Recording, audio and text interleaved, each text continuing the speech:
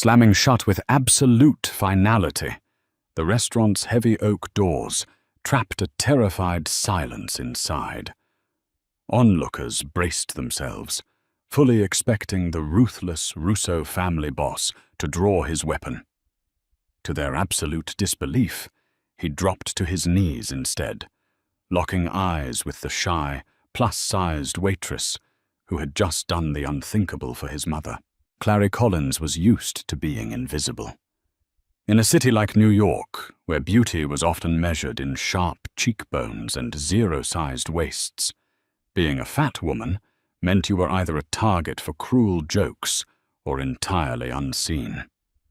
At 260 pounds, Clary possessed a soft, generous figure, a face dusted with freckles, and a crippling shyness that made her naturally retreat into the shadows. She worked at L'Ambroisie on 5th, an exclusive high-end private dining club in Manhattan, where reservations were booked months in advance, and the clientele regularly wore Cartier and Rolexes that cost more than Clary's entire apartment building in Queens.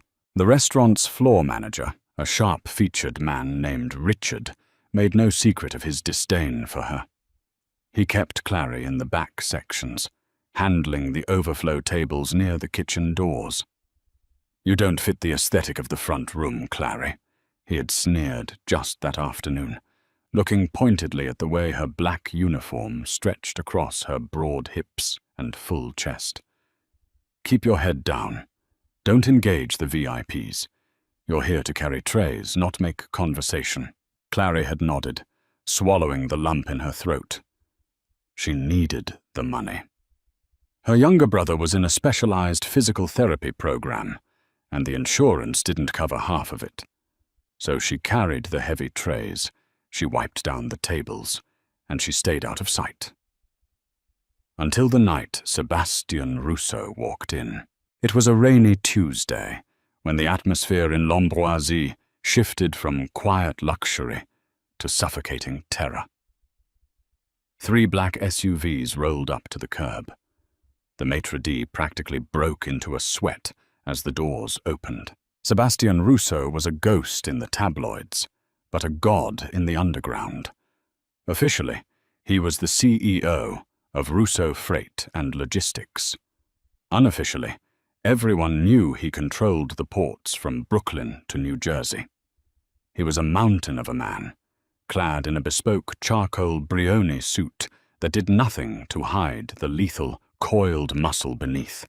His face was a masterpiece of harsh, unforgiving angles, his dark eyes scanning the room like a predator assessing a pen full of sheep. Flanking him were 3 men who looked like they broke legs for cardio. But it was the woman walking beside Sebastian who caught Clary's attention. She was an older woman, petite and fragile-looking, wearing a beautifully tailored burgundy coat. Her silver hair was pinned up elegantly, but her eyes held a profound, aching sadness. She looked around the opulent restaurant, but there was a disconnect in her gaze, a deep, isolating wall between her and the bustling world. This was Rosa Russo, Sebastian's mother. Richard nearly tripped over his own polished shoes, rushing to guide them to the prime corner booth.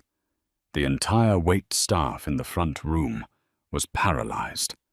Nobody wanted to serve the Russos. Make a mistake with an ordinary billionaire, you get fired.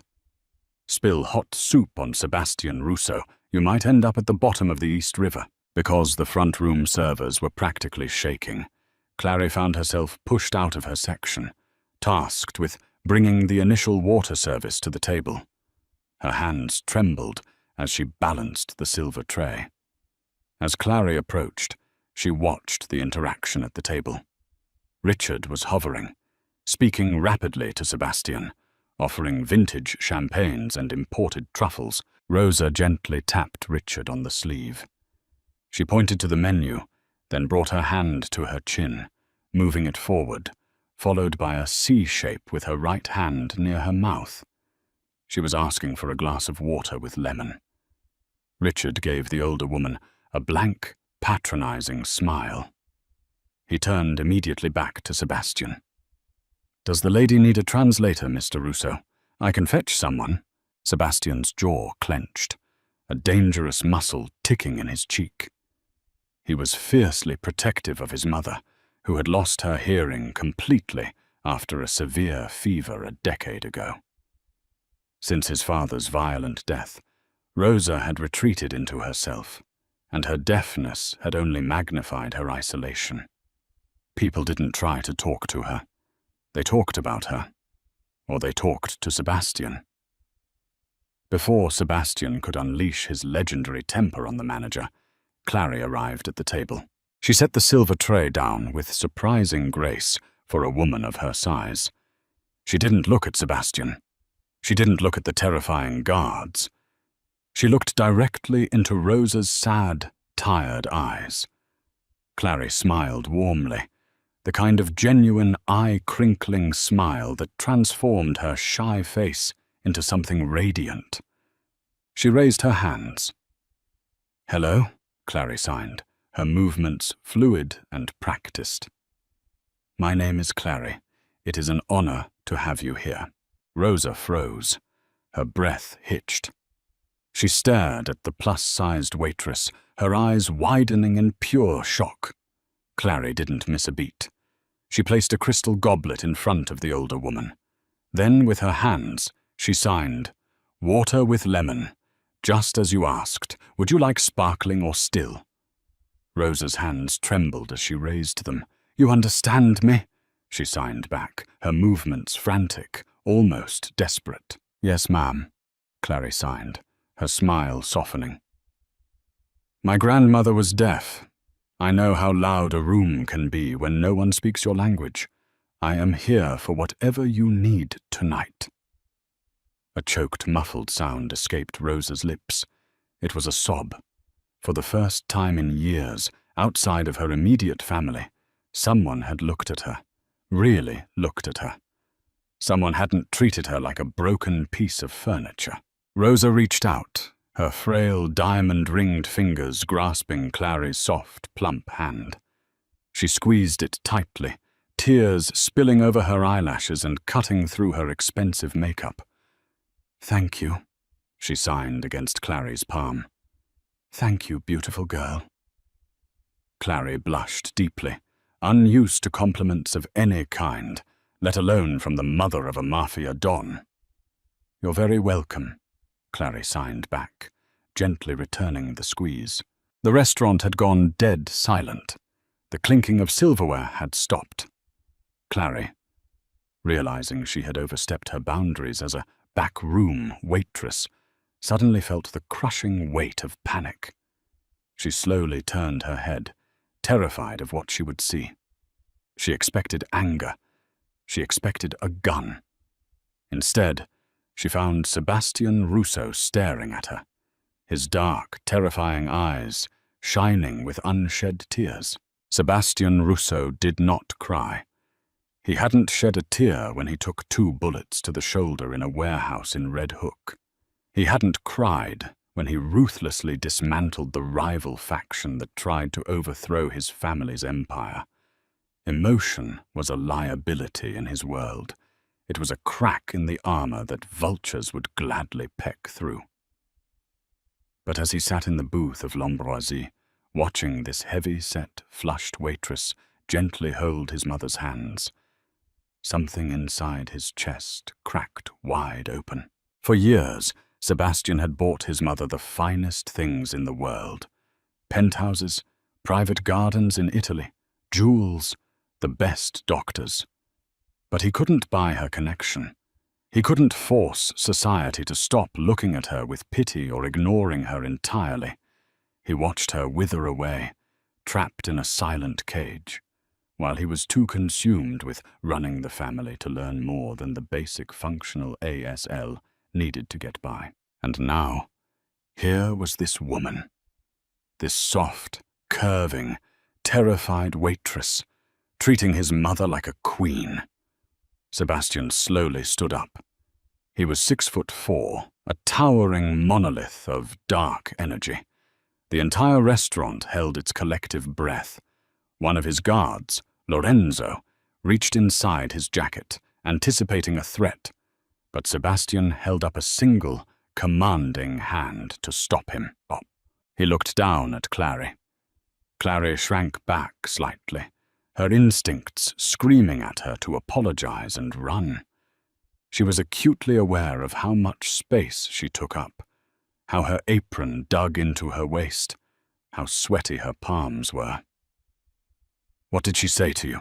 Sebastian asked, his voice a low, gravelly rumble that vibrated through the floorboards. It wasn't a threat. It was a genuine, desperate question. Clary swallowed hard. She just said thank you, sir, and I told her I was here for whatever she needed."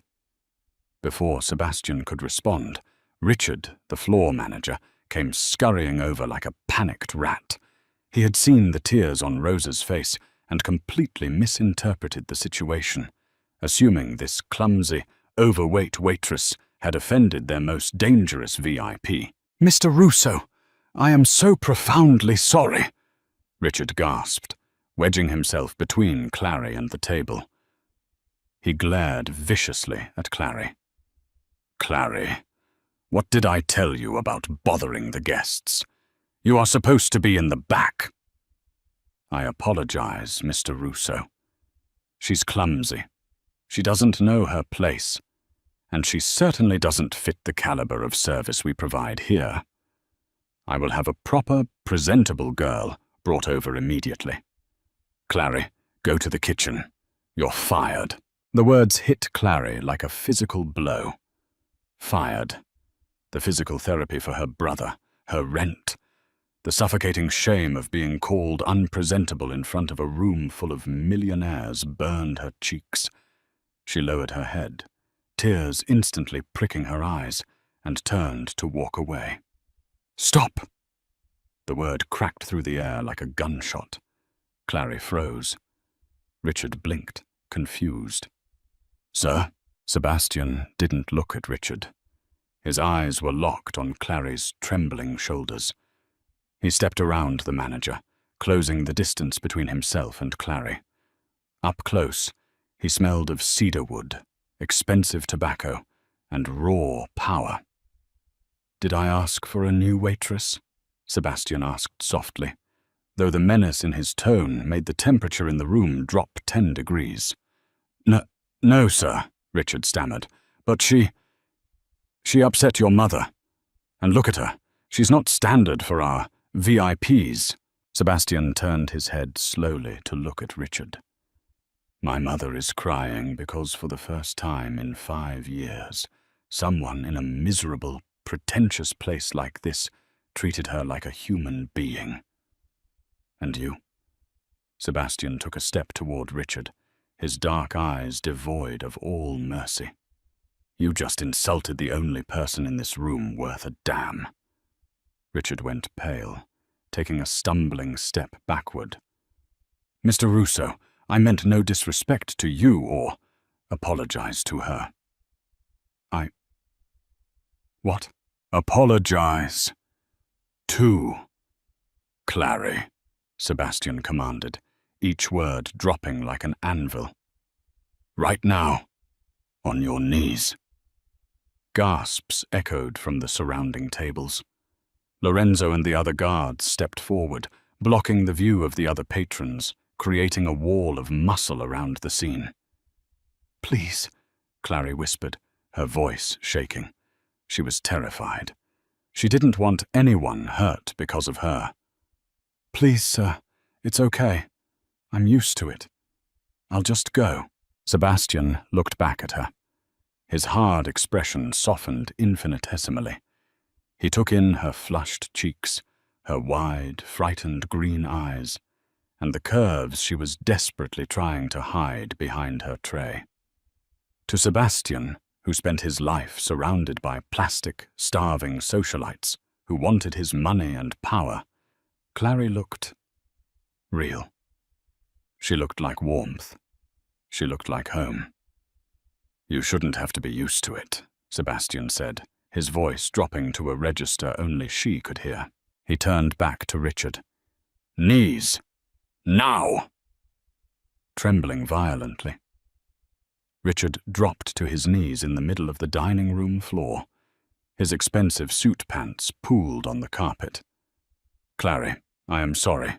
I was out of line. You're going to ensure she keeps her job, Sebastian said coldly. In fact, you're going to double her hourly rate. And whenever my mother and I step foot in this city, Clary is the only one who serves us. Do you understand? Yes, Mr. Russo. Absolutely. Sebastian dismissed the manager with a flick of his wrist. Richard scrambled away, practically crawling toward the kitchen. Rosa tugged urgently on Sebastian's sleeve. When he looked down, she was smiling, a massive, glowing smile that reached her eyes. She signed something rapidly to her son, pointing at Clary, then to herself, and then making a motion like she was pulling something close to her heart. Sebastian let out a breath that sounded suspiciously like a ragged laugh. He looked at Clary, his intense gaze pinning her in place. My mother wants to know if you like Italian food, Sebastian translated, his eyes trailing down Clary's soft curves with an appreciation that made her breath hitch. Yes, I love it, Clary stammered. Good, Sebastian said, reaching out. His large, calloused hand gently brushed against Clary's arm, sending a jolt of electricity straight to her core. Because she just demanded I hire you as her personal companion, and I have a strict policy of giving my mother exactly what she wants. Clary stared at him, her heart pounding a frantic rhythm against her ribs. She was a nobody, a fat, invisible girl from Queens. And the most dangerous man in New York was looking at her like she was the most precious thing in the world. She had just signed her life over to the Mafia. And looking into Sebastian Russo's eyes, Clary realized she might not want to escape. Within 48 hours, Clary's entire reality was rewritten. She had handed in her uniform at L'Ambroisie, ignoring Richard's terrified, groveling apologies, and packed her meager belongings. True to his word, Sebastian Russo didn't just offer her a job. He obliterated every obstacle in her life. The staggering medical bills for her younger brother, Leo, were paid in full. Sebastian had even arranged for Leo to be transferred to the highly prestigious NYU Langone Rusk Rehabilitation Center, funding a cutting-edge robotic gait therapy program that Clary could never have afforded in 10 lifetimes. In exchange, Clary moved into the Russo family compound, a sprawling, heavily fortified stone manor hidden behind iron gates in Oyster Bay, Long Island. Her days were spent with Rosa. The massive estate was silent, echoing with the ghosts of a violent family history, but Clary filled it with life. She and Rosa baked in the industrial-sized kitchen. They walked through the manicured gardens, and most importantly, they talked. Through fluid, expressive ASL, Rosa revealed a sharp wit and a deeply maternal heart that had been locked away for years. Clary learned that Rosa loved trashy reality television, despised the snooty wives of the other syndicate bosses, and worried incessantly about her son's soul. But it was Sebastian who occupied Clary's every waking thought. He was a phantom in his own home, leaving before dawn and returning long after dark, smelling of rain, gasoline, and the metallic tang of blood. Yet he was always watching her. Whenever they were in the same room, his dark eyes tracked her every movement. Clary was hyper-aware of her body in the Russo estate. The women who occasionally visited the compound, wives and mistresses of Sebastian's capos, were universally sleek, surgically perfected, and rail-thin. Next to them, Clary felt like a clumsy giant. She was fat. She had thick thighs, a heavy stomach, and arms that jiggled when she signed to Rosa. She tried to hide behind oversized sweaters and baggy slacks, hoping to fade into the opulent wallpaper. Sebastian, however, refused to let her hide. One evening, Clary was sitting in the dimly lit library, devouring a slice of ricotta cheesecake they had ordered from Veniero's pasticceria in the city. She was in sweatpants, her guard entirely down, when the heavy mahogany doors clicked shut. Sebastian stood there, loosening his silk tie. He looked exhausted, the violent burdens of the New York underworld etched into the harsh lines of his face. Clary immediately shot up from the leather armchair, dusting crumbs off her chest in a panic. "Mr. Russo, I'm sorry. I thought you were in the city until tomorrow. I'll get out of your way." "Sit down, Clary," he rumbled, his voice scraping the quiet air. He didn't move toward his liquor cabinet. He moved toward her. "And stop calling me Mr. Russo. It's Sebastian." Clary swallowed hard, her heart doing a frantic flutter against her ribs. She sank back into the oversized chair. Sebastian stepped closer, looming over her, a mountain of bespoke tailoring and lethal energy. "You're hiding again," he noted, his gaze raking over her baggy sweater. Clary blushed furiously, pulling the fabric tighter around her soft middle. "I'm just trying to be respectful of the space. I know I don't look like the other women who come here." Sebastian's jaw clenched. He reached out, his large, rough fingers gently catching her chin and tilting her face up to meet his intense stare. "Thank God for that." Clary's breath hitched. "Those women are starving," Sebastian said quietly, his thumb brushing over the soft, freckled apple of her cheek. "They are sharp and cold and empty. I spend all day surrounded by sharp edges, Clary. Knives in the dark. Cold steel." His eyes dropped to her lips, then down to the generous swell of her chest, before rising to meet her gaze again. "You are warm. You are soft. When I look at you, I don't see a woman who needs to shrink herself to fit into a miserable world. I see a woman who is exactly the right size to anchor me to the earth." Tears pricked Clary's eyes. No man had ever spoken to her like this. No man had ever looked at her heavy curves and seen a sanctuary. "Sebastian," she whispered, shivering as he leaned in, his scent of cedar and danger wrapping around her. Before their lips could meet, a sharp knock shattered the moment. Lorenzo, Sebastian's right-hand man, burst into the room. His face was pale, a stark contrast to his usual hardened demeanor. "Boss," Lorenzo breathed, shooting a quick, cautious glance at Clary. "We have a problem. It's the Moretti family." Sebastian stepped back, the tender lover instantly vanishing, replaced by the ruthless Mafia Don. "What did Carmine do?" "It's not what he did, it's what he knows," Lorenzo said grimly. "Carmine's guys have been staking out the compound. They didn't hit the shipment at the Brooklyn Navy Yard tonight. They bypassed the money entirely." Lorenzo swallowed hard. "They were tracking the girl, boss. They know she's your mother's lifeline. And they know you've been turning down meetings with the 5 families just to have dinner at home." Clary's blood ran cold. The Morettis were a vicious, old-school Cosa Nostra family that had been locked in a Cold War with the Russos for a decade. "They see her as a weakness," Sebastian said, his voice dropping to a terrifying, deathly whisper. "Carmine put a bounty on her," Lorenzo confirmed. $1 million to anyone who pulls Clary out of this house, dead or alive. They want to break your mother, and they want to shatter you." Clary clutched her chest, the reality of her new life crashing down upon her. She wasn't just a companion anymore.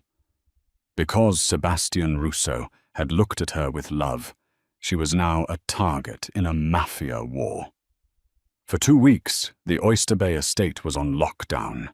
Armed guards patrolled the perimeter with tactical rifles, and Clary was forbidden from even stepping onto the rear terrace. But Rosa was suffering. The prolonged isolation was triggering her trauma, pulling her back into the silent, depressive state she had been trapped in before Clary arrived. She refused to eat, and her frail health began to decline rapidly. Against his better judgment, Sebastian arranged a strictly controlled outing. A private after-hours viewing at the New York Botanical Garden in the Bronx. The conservatory was to be cleared of all staff, heavily swept by Lorenzo's team, and secured from the outside. Clary dressed carefully for the evening. Taking Sebastian's words to heart, she discarded her baggy clothes. She wore a deep emerald wrap dress that cinched at her waist and cascaded beautifully over her wide hips, highlighting the lush curves she had spent her life hiding. When she walked down the grand staircase, Sebastian actually stopped breathing. His eyes darkened with possessive heat, and he pressed a burning kiss to her knuckles. The botanical garden was a humid, intoxicating paradise of blooming orchids and towering palms. For the first hour, it was perfect. Rosa smiled, signing excitedly to Clary about the vibrant tropical flowers, her face illuminated by the soft glasshouse lighting. Sebastian walked a few paces behind them, his eyes tracking Clary's swaying hips with a predatory grace. But the Morettis hadn't bribed Lorenzo's men. They had bribed the city's power grid operator. At 9:15 p.m., the Enid A. Haupt Conservatory plunged into absolute, pitch-black darkness. The silence lasted for a fraction of a second before the deafening shatter of glass ripped through the air. Suppressed gunfire hissed in the dark. "Get down!" Sebastian roared. Chaos erupted. Clary couldn't see, but she felt the violent displacement of air as bullets shredded the giant ferns around them. Rosa, unable to hear the gunfire, shrieked in terror as the glass rained down. Instinct, primal and overwhelming, took over Clary. She didn't freeze. She didn't run. She knew Rosa was fragile, a delicate bird in a cage of bullets. Clary threw her entire 260-pound frame forward, tackling the older woman to the damp earth. Clary wrapped her thick arms and soft body entirely around the matriarch, acting as a human shield against the flying shrapnel and gunfire. "Clary!" Sebastian's voice was a ragged scream of pure terror, a sound no one in the underworld had ever heard him make. The muzzle flashes illuminated the greenhouse in strobe-like bursts of yellow light. Clary kept her head down, pressing Rosa securely into the soil, whispering prayers she didn't know she remembered.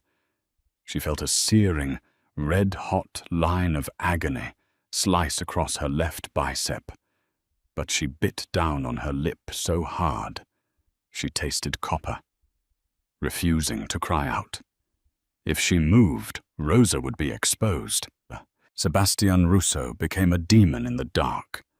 Clary could hear the sickening crunch of bone, the wet thuds of close-quarters combat, and the merciless bark of Sebastian's signature Kimber 1911 handgun. He wasn't just shooting, he was executing. Every man who had dared to step into the greenhouse to hurt his family was put down with lethal surgical precision. Within 3 minutes, the gunfire ceased. The emergency backup lights flared on, bathing the shattered greenhouse in a dim, eerie orange glow.